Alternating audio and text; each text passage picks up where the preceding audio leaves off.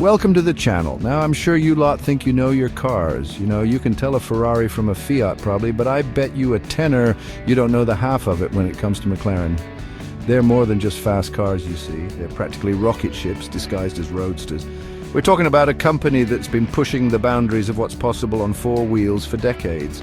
And today we're going to delve into the nitty-gritty, the juicy bits, the stuff they don't put in the brochures. Buckle up, because we're about to take you on a high-octane ride through 10 surprising facts about McLaren.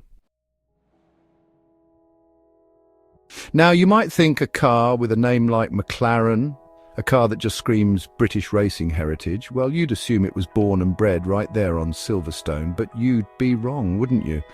See, the story of McLaren actually starts on the other side of the world, in a little place called New Zealand. That's right, McLaren, the epitome of British motor racing, is about as British as a kangaroo in a Carnaby Street boutique. It was a bloke named Bruce McLaren, a Kiwi lad with petrol in his veins, and a need for speed that would make a cheetah jealous, who started it all. Bruce, you see, wasn't content with just admiring cars. He raced them, tinkered with them, practically breathed life into them. He was a bit of a mechanical whisperer, that one, and in 1963 he decided to set up his own racing team. Now, most lads starting out, they'd cobble together something in their dad's shed. Not Bruce. He had bigger dreams, grander ambitions. He didn't just want to compete, he wanted to dominate. And dominate he did, eventually building McLaren into one of the most successful racing teams in history.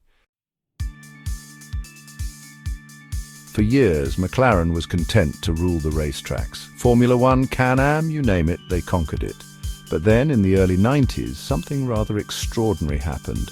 They decided to unleash their engineering genius on the unsuspecting public. The year was 1992. The Berlin Wall had fallen, MC Hammer was topping the charts, and McLaren unveiled the F1. Now, I'm not talking about some dreary accountant's commuter car. I'm talking about a machine so fast, so technologically advanced, it redefined what a supercar could be. Picture this: a carbon fiber chassis, a screaming V12 engine, and a top speed that would make a fighter jet jealous.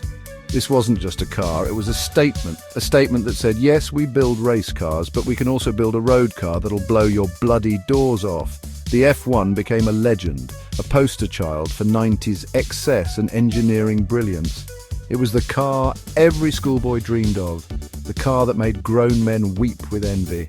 And with that, McLaren cemented its place not just as a racing giant, but as a creator of automotive icons. Cars that were as much works of art as they were feats of engineering. Chapter 3. Now, any old Tom, Dick or Harry can slap together a car and call it a race car. But to achieve true greatness on the track, you need more than just horsepower. You need something special. You need a driver with nerves of steel, lightning reflexes, and the kind of talent that only comes along once in a generation. And McLaren? Well, they've had more than their fair share of legends behind the wheel. We're talking about icons like Ayrton Senna, the Brazilian maestro, the man who could dance a car on the edge of a knife. He was pure magic, Senna. Then there's Mika Häkkinen, the flying Finn, cool as a cucumber, precise as a surgeon. He was a machine in human form, Häkkinen, and of course we can't forget Lewis Hamilton, the boy from Stevenage who took the racing world by storm. These drivers, these titans of motorsport, they all tasted victory in a McLaren. They pushed the cars to the limit and beyond, etched their names into the history books. And McLaren, well, they gave these drivers the tools, the machines, the platform to become legends. Chapter 4.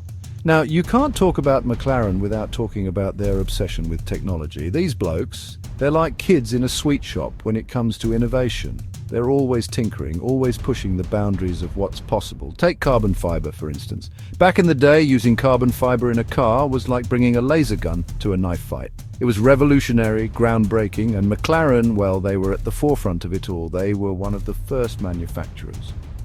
To truly understand its potential, to realize that this lightweight, super strong material could revolutionize the way cars were built.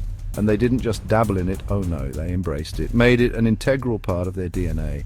You see, carbon fiber isn't just about weight saving, although it does make cars lighter than a feather on a windy day. It's about strength, rigidity, about creating a chassis so stiff, so responsive. It feels like an extension of the driver's body. Chapter 5. Now the world's gone a bit mad for electric cars, hasn't it? Everyone's scrambling to build the next silent supercar. And McLaren? Well, they're not ones to be left behind. They're already pushing the boundaries of hybrid technology, combining their legendary petrol engines with electric motors to create cars that are both ludicrously fast and surprisingly economical. But they're not stopping there. Oh no. They've got their sights set on a fully electric future. Imagine a McLaren sleek as a panther, silent as a whisper, that can outrun a Bugatti to 60 miles per hour. Sounds like something out of a science fiction film, doesn't it? But it's not. It's the future. And McLaren is determined to be at the forefront of it. They're investing heavily in electric drivetrains, battery technology, all that eco-friendly wizardry. But don't think for a minute that they've gone soft. These are still McLarens after all.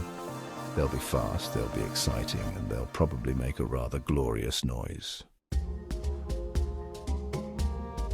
Outro! So there you have it. 10 things you probably didn't know about McLaren, from their humble beginnings in New Zealand to their domination of Formula One, from their groundbreaking use of carbon fiber to their electric ambitions. McLaren has always been a company that dares to be different. They're not content with simply building fast cars. They want to build the best cars, the most innovative cars, the cars that push the boundaries of what's possible. And you know what? More often than not, they succeed. So next time you see a McLaren, don't just see a car. See a legacy, a testament to the vision of one man and the countless engineers, designers and drivers who've helped to shape one of the most iconic names in automotive history.